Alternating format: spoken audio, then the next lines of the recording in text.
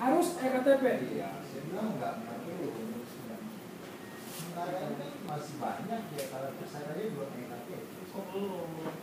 Jadi saya mengurusi kabupaten Simalungun namanya, Sumatera Utara. Satu orang pun gak ada yang ektp di situ. Pertanyaan saya, mereka harus saya tembakin mati atau mereka boleh hidup di Indonesia? Undang-undang soal ektp itu zamannya Gamawan Fauzi.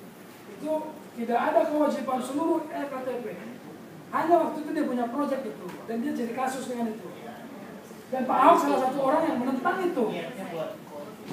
Jadi itu enggak kewajiban. Jadi mau ektp, mau manual yang biasa, silakan sama-sama KTP.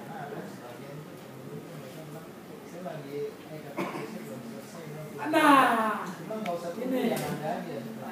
Jadi bahwa ada orang sedang mengurus, belum datang-datang, iya. Karena menterinya udah keburu hilang. Jadi itu ada kayak sedikit. Pak Ahok suka dengan program itu, KTP. Oke, yang lain mungkin.